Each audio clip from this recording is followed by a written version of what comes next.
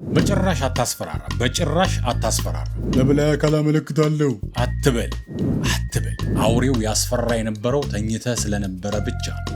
አንዳንድ ጊዜ መከላከል ብቻ በቂ አይደለም። አንዳንድ ጊዜ ጥግ ይደርሳል፣ ልኩን ያልፋል። አስቸጋሪ ካሉሽ ለመበላት አልተመቸሽም ማለት ነው። ቼክሜት እያደረክ ነው። ያንን እድል አለአግባብ ሲጠቀሙበት እንደሚነጠቁ እያሳየሻቸው።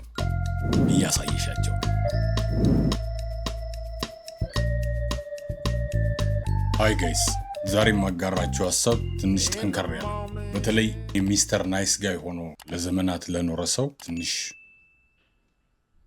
ግን እነግራችኋለሁ። ዛሬ የምነግራችሁ በዚህ በምንኖርበት በዘመናዊው ዓለም ውስጥ እንዴት መጠቀም እንደሚቻል እንመለከታለን።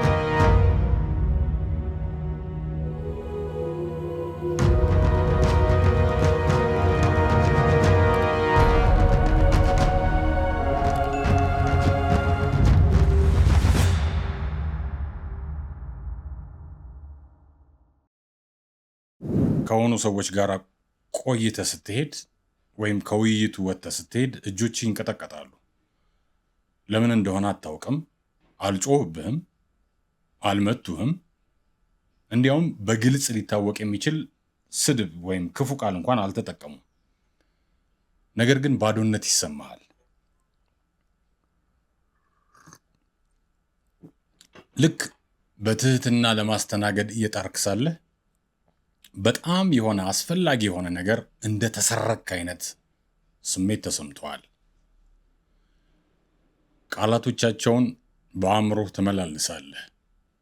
እየቀለድኩ እኮ ነው፣ አንተ በጣም ስሜታዊ ነህ፣ ይህንን የምልህ ስለማስብልህ ነው የሚሉ ቃላቶች በጆሮህ ውስጥ ያቃጭላሉ። ይህን እንደ ፍቅር ይሰማሃል ወይም እንደ መጨነቅ ይሰማሃል። ነገር ግን ጣዕሙ እንደ መርዝ ነው። ሁላችንም አጋጥመውናል። ያ የአንተን ስራ እያበላሸ የሚስቅ የሥራ ባልደረባህ፣ ያ የገዛ ትውስታህን እስክትጠራጠሪ ድረስ የሚያጃጅልሽ የፍቅር አጋር፣ ጥፋተኝነትን እንደ አነጣጣሪ ስናይፐር ጠመንጃ የሚጠቀም ግለሰብ፣ እነሱ የግርግር መሐንዲሶች ናቸው። በእነሱ ላይ የምትሸነፊበት ምክንያት ደግሞ ቀላል ነው። አንተ በጨዋነት ሕግ ትጫወታለህ፣ እነሱ ግን በጦርነት ሕግ ይጫወታሉ። አንተ የኃይልን ትግል በርህራሄ ለመፍታት ትሞክራለህ። ወደ ቢላዋ ፍልሚያ የአበባ እቅፍ ይዘህ እየገባህ ነው። ይህንን እስከቀጠልክ ድረስ ሰለባቸው ሆነ ትኖራለህ። እነሱ ጉልበት እንዲሰማቸው የምትቀዳ ባትሪ ትሆናለህ፣ ቻርጀር ትሆናለህ። ግን ብታቆምስ? ናይስ ጋይ ለመሆን ከመሞከር ይልቅ ውጤታማ መሆን ብትጀምርስ? አንዲት ቃል ሳትናገር አታላይንም ዝም ጭጭ ረጭ ብታሰኘውስ? የገዛ ጨዋታቸውን በእነሱ ላይ ብታዞረውና አንተን ለመጉዳት በሞከሩ ቁጥር ራሳቸውን ቢጎዱስ? ይህ ክፉ ስለመሆን አይደለም፣ እነሱን ስለመሆንም አይደለም። ይልቁንም የኃይልን አሰራር ስለመረዳት ነው። ባላንስ፣ ሚዛን። እንደ እርግቧ የዋህ እንደ እባቡ ብልህ ስለመሆን ነው። ታሪኩን የሚቆጣጠር ሰው እውነታውን እንደሚቆጣጠርም የመርዘኛውን ሰው የጨዋታ መመሪያ ገጽ በገጽ እንቀዳዋለን። እነሱ ከባድ ናቸው፣ ስለታም ናቸው እና አደገኛ ናቸው። አብዛኛው ሰው በጭራሽ አይጠቀማቸውም። ጨካኝ ተብለው ለመታየት ይፈራሉ። በሸለቆ በዝቅተኛው ቦታ ላይ እየታረዱ እንኳን የሞራል የበላይነት ሱስ አለባቸው። አንተ ግን እዚህ ያለኸው መድማት ስለሰለቸህ ነው። የዚህ ቪዲዮ መጨረሻ ላይ ከመርዘኛ ሰዎች መትረፍ ብቻ ሳይሆን ግራ ታጋባቸዋለህ። ስልታዊና የማይደፈር ትሆናለህ። ግን ተጠንቀቅ። አንዴ ጨዋታውን ካየኸው በኋላ መልሰህ ላታየው አትችልም። አንዴ መጫወት ከተማርክ ደግሞ ከድል በኋላ የሚመጣውን ዝምታ ልትወደው ትችላለህ። እንጀምር። ጠላትህን ድል ከማድረግ በፊት በትክክል የምትዋጋው ምን እንደሆነ መረዳት አለብህ። ከሰዎች ጋር እየተጋፈጥክ መስሎሃል አይደል? አይደለም። አንተ እየተጋፈጥክ ያለኸው አንድ የተበላሸን ባህሪን ፓተርንን ነው። በሰዎች ሶፍትዌር ውስጥ ያለ ችግር። ማኪያቬሊ እንዲህ ሲል ጽፏል። ስለ ሰዎች በአጠቃላይ ይህን ሊባል ይችላል። እነሱ አመስጋኝ ያልሆኑ፣ ተለዋዋጭና አስመሳይ፣ ከአደጋ የሚሸሹና ለጥቅም የሚጓጉ ናቸው ይላል ማኪያቬሊ። ይህ ተስፋ አስቆራጭ ሊመስል ይችላል፣ ጨለማ ሊመስልም ይችላል። ነገር ግን ከመርዘኛ ግለሰብ ጋር እየተጋፈጥክ ከሆነ ይህ በቀላሉ ያንተ እውነታ ትክክለኛው መገለጫ ነው። የመጀመሪያው ስህተትህ ፕሮጀክሽን ነው። የገዛ ህሊናህን በእነሱ ላይ ትጭናለህ። ይህ ምን ያህል ሊጎዳኝ እንደሚችል ካብራራሁላቸው ያቆማሉ ብለህ ታስባለህ። ጥሩነት ካሳየኋቸው እነሱም ጥሩ ይሆናሉ ትላለህ። እነሱም እንዳንተ አይነት ህሊና አላቸው ብለህ ትገምታለህ። የላቸውም። መርዘኛ ሰው ግንኙነትን እንደ ሀብት መበዝበዣ እንጂ እንደ እሴት ልውውጥ አያየውም። ያንተ ትኩረት፣ ያንተ ስሜታዊ ምላሽ፣ ያንተ ለራስህ ያለህ ግምት፣ እነዚህ ናቸው ሀብቶቹ። ስለ ራስህ ስታብራራ ድልድይ እየገነባህ አይደለም፣ ጥይት እያቀበልክ ነው እንጂ። ስትናደድ ራስህን እየተከላከልክ አይደለም፣ ጉልበት እየሰጠሃቸው ነው እንጂ። እነሱ የታዋቂነት ወይም ሲግኒፊካንት ሱስ አለባቸው። በአንዲት አረፍተ ነገር ብቻ ያንተን ቀን የማበላሸት አቅም እንዳላቸው ማወቅ ለዛ ለመርዘኛ ሰው ትልቅ ጉልበት ይሰጣል። ማኪያቬሊ ሰዎች በሁለት ኃይሎች እንደሚመሩ ተረድተዋል። ፍርሃትና የራስ ጥቅም። መርዘኛ ሰው ደካማ የመሆን ጥልቅ ፍርሃት አለበት። ያንን ባዶነት አንተን በመቆጣጠር ይሞላዋል። መርዘኛው ስለ መልካሞቹ ሰዎች አይደለም እያወራን ያለው፣ ስለ መርዘኞቹ። እነሱን ለማሸነፍ እነሱን ማማከርህን ማቆም አለብህ። መደረግ ያለበትን ለማድረግ ሲል አሁን ያለውን እውነታ ችላ የሚል ሰው ራሱን ከማዳን ይልቅ ጥፋቱን ያፋጥናል። እባብን እንደ ቡችላ መንከባከብህን ከቀጠልክ ስትነደፍ አትገረም። ለውጡ እዚህ ይጀምራል፣ አሁኑኑ። በውስጥህ ያለውን ጥሩ ሰው፣ በውስጥህ ያለውን ሚስተር ናይስ ጋይ መግደል አለብህ። ያ ሁሉ ሰው እንዲስማማ የሚፈልገው፣ እይታን የሚናፍቀው፣ ታይታን የሚናፍቀው ያንተ ክፉ ድክመትህ እሱ ነው። አንተን ለመበዝበዝ የሚጠቀሙበት እጀታ እሱ ነው። ያንን የሰው ይሁንታ ፍላጎትህን በስልት በስትራቴጂ መተካት አለብህ። ጨዋታው ስለማን ትክክል መሆን አለመሆን አይደለም። ጨዋታው ራስን ስለመቆጣጠር ነው። ንዴትህን በገለጽክ ቁጥር ተሸንፈሃል። ባለቀስክበት ቅጽበት ተሸንፈሃል። በገለጽክበት ቅጽበት ድሉን አሳልፈህ ሰጥተሃል። ታዲያ እንዴት ኃይሉን ልመልሰው አልክ? መጀመሪያ ባዶ በመሆን ትጀምራለህ። ባዶ።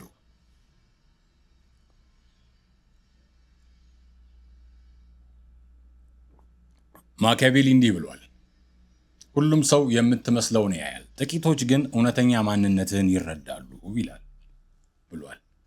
መርዘኛ ሰው አንተን በማንበብ ላይ ይተማመናል። የሚያናድዱህን ነጥቦች ማወቅ ይፈልጋሉ። ድክመትህን ማወቅ ይፈልጋሉ። የት ጋራ እንደምትደማ ለማየት ይጎነትሉሃል።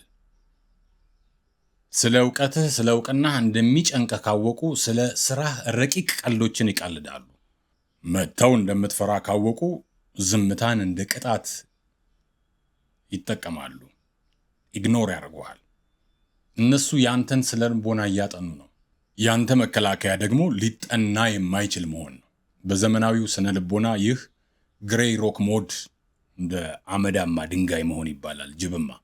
እኛ ግን አንድ እርምጃ ወደፊት ከዚህ እንሄዳለን። ዝምታ ተግባራዊ እናደርጋለን። ሲቀሰቅሱህ ተፈጥሯዊ ስሜትህ ራስህን መከላከል፣ እውነታውን ማረም። ይህንን እንዳታረግ፣ ይልቁንም ምንም አትስጣቸው። ሲሰድቡህ በፍጹም ግዴለሽነት ተመልከታቸው። አንዴ ዓይንህን በጥቅሻ አድርገህ ወደ ስራህ ተመለስ። በጥፋተኝነት ስሜት ሊጠምዱ ሲሞክሩ እንዲህ እንደሚሰማህ ተረድቻለሁ በልና ማውራት አቁም። ይህ ዝምተኛ መሆን አይደለም። ይህ አጥቂ ዝምታ፣ አግሬሲቭ ሳይለንስ ነው። ባዶነት እየፈጠርክ ነው። መርዘኛ ሰዎች ግጭት ይፈልጋሉ። አንተ ስትገፋቸው እነሱ ይበልጥ እንዲገፉ ይፈልጋሉ።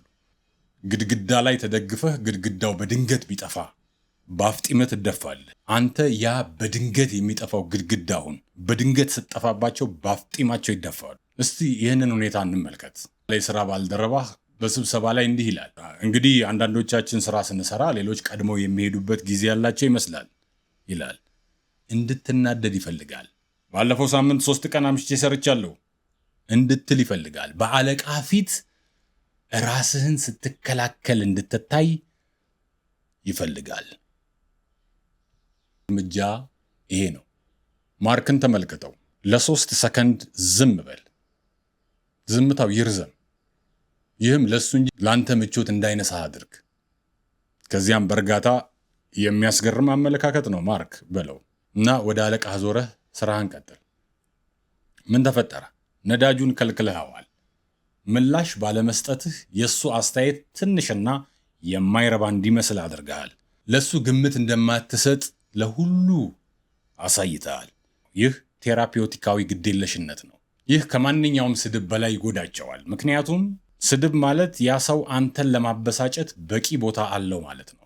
ግዴለሽነት ግን እንደሌሉ ይቆጥራቸዋል። ጠላቶችህን ማጥፋት ካልቻልክ አታበሳጫቸው፣ አትነካካቸው። ትናንሽ ክርክሮች ማበሳጫ ናቸው። ግዴለሽነት ግን ማጥፊያ ነው።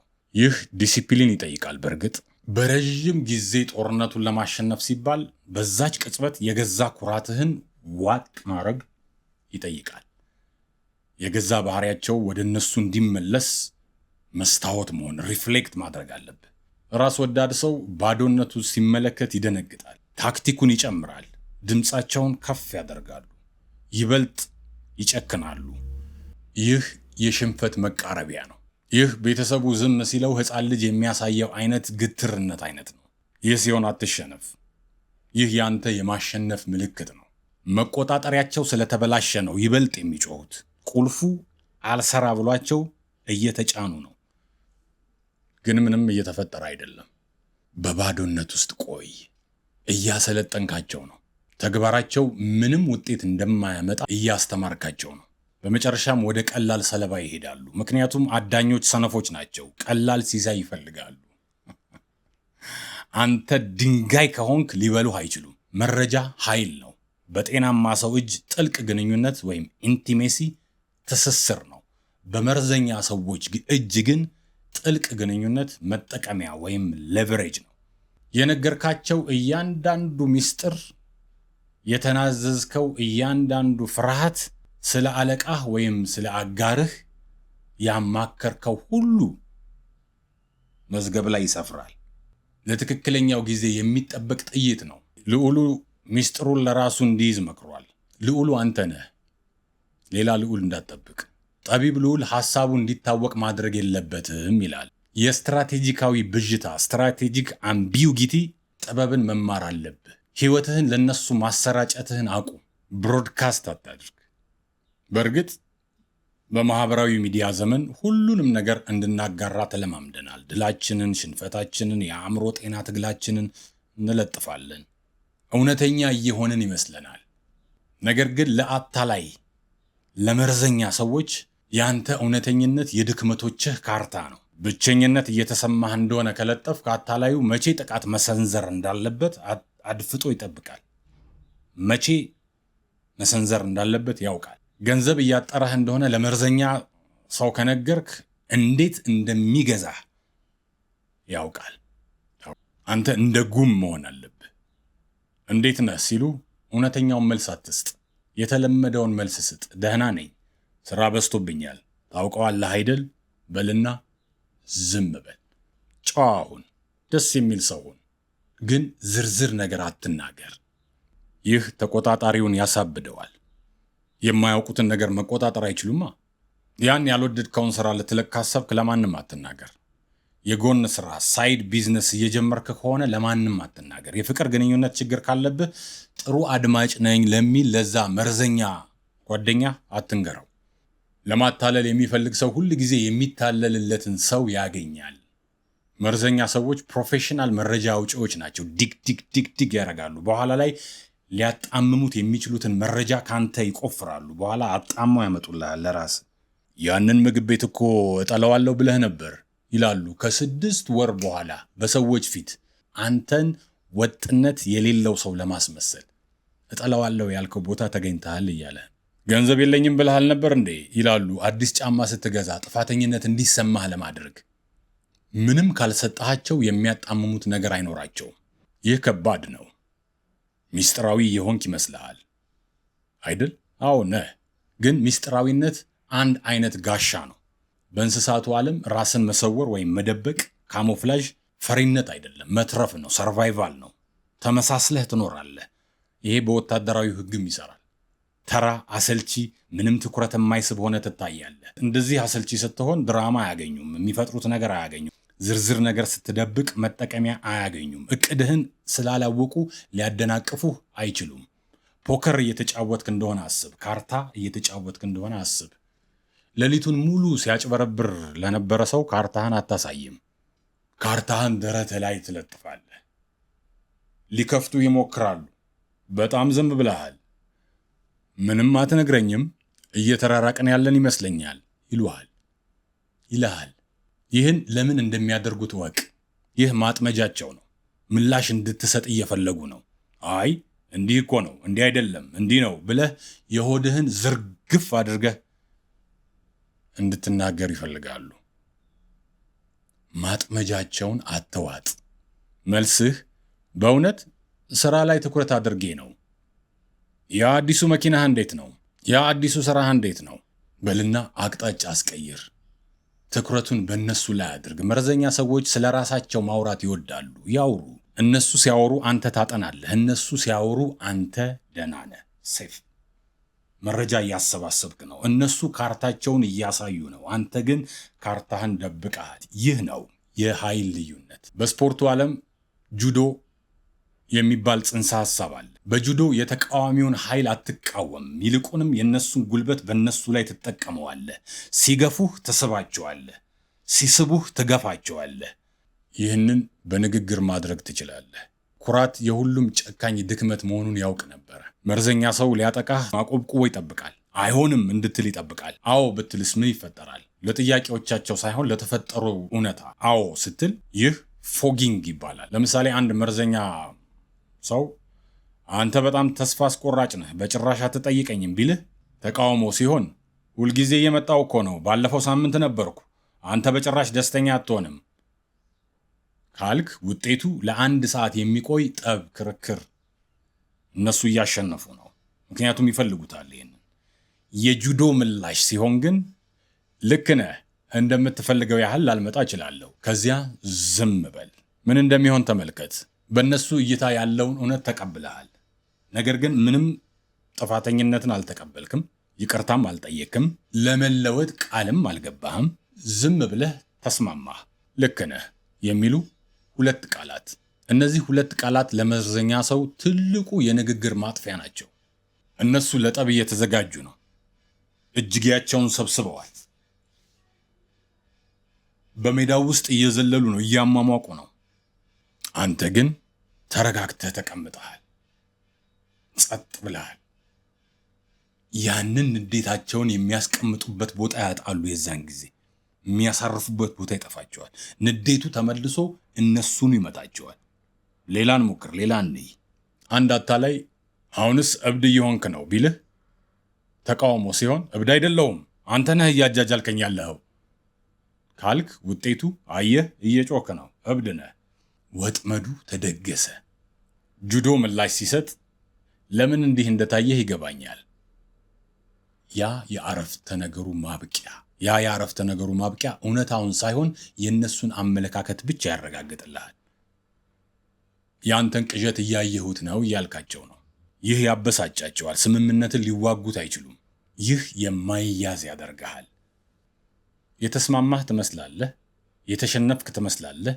ነገር ግን በእውነቱ ግንኙነቱ በአንተ ውል መሰረት እየጨረስከው ነው። በአንተ ፍላጎት መሰረት እንዲያልቅ እያደረግ ጉልበትህን እያዳንክ ነው። ከመርዘኛ ሰዎች ጋር በተከራከርክ ቁጥር ህይወትህ እየፈሰሰ ነው፣ እያረጀህ ነው፣ ጭንቀትህ እየጨመረ ነው።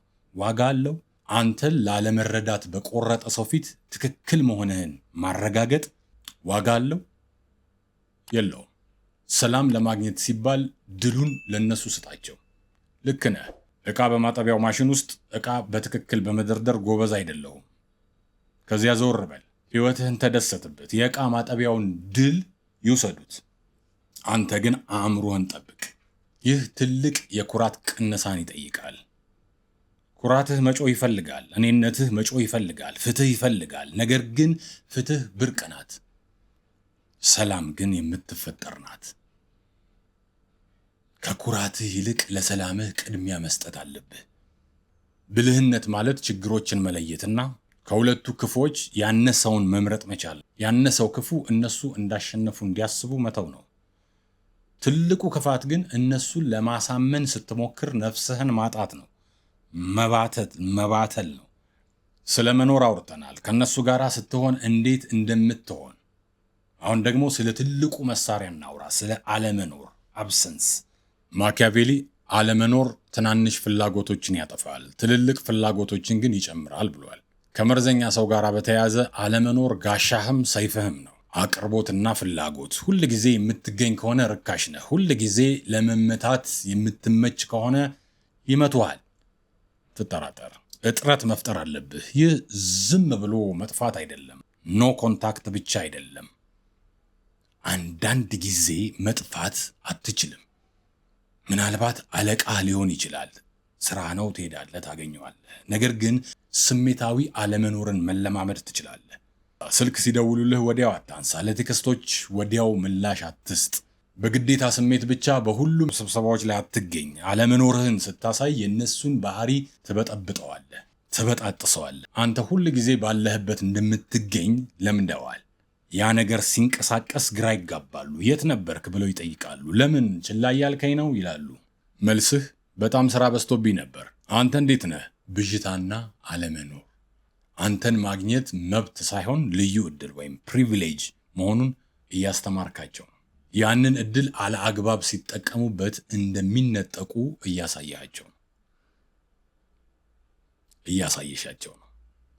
እንደ ግንብ እንደሆን ካስብ። መርዘኛ ሰው በሩ ላይ ያለ አውሬ ነው። ለዓመታት ድልድዩን ክፍት ትተው ነበር።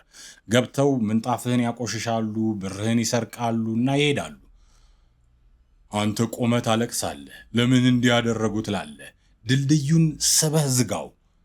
ከማዶ ይጮሃሉ፣ ድንጋይ ይወረውራሉ። አንተ ክፉ እንደሆንክ ለሰፈር ሰው ሁሉ ያወራሉ። ያውሩ። አንተ ግንብህ ውስጥ ደህና ነህ። በሰው ይሁንታ ላይ ጥገኛ ከሆንክ ባሪያ ነህ። በሰው ገንዘብ ላይ ጥገኛ ከሆንክ ሰራተኛ ነህ። እነሱን ለማሸነፍ የገዛ መንግስትህን መገንባት አለብህ። የገንዘብ ነፃነት፣ የስሜት ነፃነት፣ የማህበራዊ ህይወት ነፃነት። ለነዚህ ነገሮች በፈለካቸው ቁጥር ይበልጥ ሊጎዱ ይችላሉ። ባልፈለካቸው ቁጥር ግን የማይያዝ መንፈስ ትሆናል። ለነሱ አመለካከት ግድ መስጠት ስታቆም ኃይላቸው ይበናል። ልክ ከቅዠት እንደ መንቃት ነው። አውሬው ያስፈራ የነበረው ተኝተህ ስለነበረ ብቻ ነው። ስትነቃ ግድግዳ ላይ ያለ ጥላ ብቻ እንደነበረ ትረዳለህ። አንዳንድ ጊዜ መከላከል ብቻ በቂ አይደለም። አንዳንድ ጊዜ መርዘኛ ሰው ጥግ ይደርሳል፣ ልኩን ያልፋል። የምትወደውን ነገር ላይ ያስፈራራሉ። በዚያ ጊዜ መንፈስ መሆን አትችልም። አንበሳ መሆን አለብህ። ለመዋጋት ሁለት መንገዶች አሉ፣ በሕግና በኃይል። የመጀመሪያው ለሰው ነው፣ ሁለተኛው ለአውሬ። ነገር ግን የመጀመሪያው ብዙ ጊዜ በቂ ስላልሆነ ወደ ሁለተኛው መሄድ ግድ ይላል። አንዳንድ ጊዜ ዝም ብለህ አትሄድም። ዳግመኛ ሊከተሉህ እንደማይችሉ ማረጋገጥ አለብህ። ምክንያቱም በትናንሽ ጉዳቶች ሊበቀሉህ ይችላሉ፣ በትላልቅ ጉዳቶች ግን አይችሉም። ይህ በጣም አደገኛውና በጣም አስፈላጊው ትምህርት። አብዛኛው ሰው መርዘኛ ባህሪ ካላቸው ሰዎች ጋር ግማሽ መንገድ፣ ግማሽ እርምጃ ይጓዛል። ትንሽ ትመልሳለህ፣ ጥቃቅን ቅሬታ ታቀርባለህ። ይህ ስህተት ነው። መርዘኛን ሰው ትንሽ ስታቆስለው ወይም ትንሽ ስታሳፍረው አታቆመውም። ይልቁንም እንዲበቀልህ ታነሳሳዋለህ። ወደ ቤታቸው ሄደው ይብሰለሰሉና ይበልጥ ሊጎዱህ ትልቅ ዕቅድ ይዘው ይመጣሉ። የምትዋጋ ከሆነ ጦርነቱን መደምደም አለብህ። የምትዋጋው ለመጉዳት ሳይሆን ለማስቆም፣ ኒውትራላይዝድ መሆን አለበት። በዚህ በዘመናዊው ዓለም መርዘኛን ሰው እንዴት ታደቀዋለህ? ጥቃት አትጠቀምም። የማይተርፍበትን አንድ ነገር ተጠቀም፣ ውርደት። መርዘኛ ሰዎች በማህበራዊ ጨዋነት ጥላ ስር ይንቀሳቀሳሉ። አንተ ግርግር እንደማትፈጥር እርግጠኞች ናቸው። ድብቅ ስድቦችን ይጠቀማሉ። ያንተ እርምጃ እነሱን ወደ ብርሃን መጎተት ነው። ዘዴው ስፖት ላይት ማብራት ነው። እንደ ቫምፓየር ይበተናሉ። ትኩረትን በእነሱ ላይ ማድረግ ይባላል። ይሄ በሰዎች ፊት በቀልድ መልክ ስድብ ሲወረውሩ አትሳቅ፣ አትቆጣ። ሁሉንም ነገር አቁም።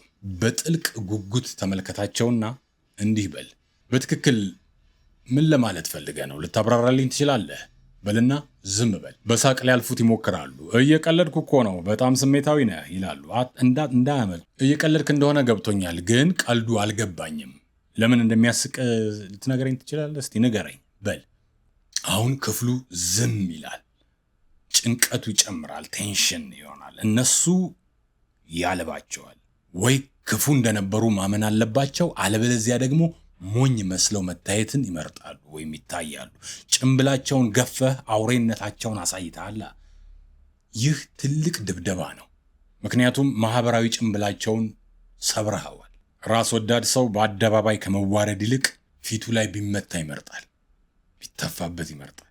ይህንን አንዴ በትክክል ካደረክ ድንበርህን ለማስከበር ድባቡን ለማበላሸት ፈቃደኛ መሆንን ካዩ ወደ ኋላ ይላሉ። አስቸጋሪ ብለው ስም ያወጡልሃል። ጥሩ። አስቸጋሪ ማለት ለመበላት የማይመች ማለት ነው። አስቸጋሪ ካሉሽ ለመበላት አልተመቸሽም ማለት ነው። ሌላው ዘዴ የሰነድ ቦምብ ነው። ከመርዘኛ አለቃ ጋር ወይም በሕግ ጉዳይ ከአታላይ ጋር እየተጋፈጥክ ከሆነ በቃል አትከራከር። እነሱ ከአንተ የተሻሉ ውሸታሞች ናቸው። ጉዳዩን ወደ ወረቀት ቀይረው። እያንዳንዱን ውይይት በኢሜይል እንዲረጋገጥ አድርግ፣ በደብዳቤ እንዲረጋገጥ አድርግ። አንተ እንደተናገርከው ይህንንና ያንን ብለሃል፣ እባክህ አረጋግጥልኝ በል። ይህንን ይጠሉታል። ሰነድ ላለመተው፣ ማስረጃ ላለመተው ሊደውሉልህ ይሞክራሉ። አታንሳ፣ ስራ ላይ ነኝ፣ በኢሜይል ላክልኝ በለው። የማይካዱ እውነታዎችን ስታቀርብ እየተከራከርክ አይደለም፣ ቼክሜት እያደረግክ ነው። የአንተ መሳሪያዎች መረጃዎችህ፣ እውነታዎችህና ሰነዶችህ ናቸው። በጭራሽ አታስፈራራ፣ በጭራሽ አታስፈራራ። ለበላይ አካል አመለክታለሁ አትበል። ባዶ ማስፈራሪያ ድክመትህን ያሳያል። ዝም ብለህ አድርገው። ሪፖርቱን አስገባ፣ ኢሜይሉን ላክ። ድብደባው ባልታሰበ ሰዓትና ወሳኝ መሆን አለበት። ጨዋታው የስሜት ሳይሆን የውጤት ኮንስኮንስ መሆኑን ሲረዱ ወደ ኋላ ይሸሻሉ። መርዘኛ ሰው አንተን መቆጣጠር ሲያቅተው የሚጠቀመው መሳሪያ የስም ማጥፋት ዘመቻ ነው። አንተን መቆጣጠር ካልቻሉ ሌሎች አንተን የሚያዩበትን መንገድ ለመቆጣጠር ይሞክራሉ። ዲስቶርት ለማድረግ አንተን እንደ ክፉ፣ እንደማይረጋጋና እንደ በዳይ አድርገው ይስሉሃል። ይህ አብዛኛውን ሰው ያስፈራራል። እኛ ማህበራዊ እንስሳ ነን፣ መገለልን እንፈራለን። የስም ማጥፋት ዘመቻን እንዴት ትመክታለህ? እንዴት ትከላከላለህ? ራስህን በመከላከል አይደለም። ውሸቱን ለማስተባበል ብትሯሯጥ ጥፋተኛ ትመስላለህ። በትክክለኛ ባህሪህ መክተው። የግንብ ስም ገንባ። ከሌሎች ሰዎች ጋር በጣም ጎበዝ፣ ደግና ቋሚ ሁን። ያኔ የመርዘኛው ሰው ውሸት ለሌሎች እብደት መስሎ ይታያል። አንተ ክፉ እንደሆንክ ለሰው ሁሉ ቢያወራ፣ ነገር ግን ሌሎች ሰዎች አንተ ረጋ ያለ፣ ጠቃሚ፣ ፕሮፌሽናል ሆነ ካገኙ ውሸታም መስሎ ይታያል። አንተ የረዥም ጊዜ ጨዋታ እየተጫወትክ ነው። መርዘኛ ሰው ድልድዩን ያቃጥላል፣ ሰዎችን ይጠቀማል። በመጨረሻ ጭንብላቸው በሁሉም ፊት ይወልቃል። ሰላም ብለናል ቤተሰቦቻችን፣ አብራችሁን ስለሆናችሁ አሁንም ደግመን እናመሰግናለን። ቴዴል ቲዩብ ከኛ ጋር ቆይታ እያደረጋችሁ ስለሆነ ደስ ይለናል። እዚች ጋር ቀዩዋ ለእኛ ለእናንተ በጣም ወሳኝ ነገር ናት። ቀዩዋን ሰብስክራይብ ተጫኗት። ከአጠገቧ ደውላለች። ደውሏን ከተጫናችሁ ሁሌም የምንለቃቸው ቪዲዮዎች ወደ እናንተ ይደርሳሉ። ተመልሰን እንገናኛለን።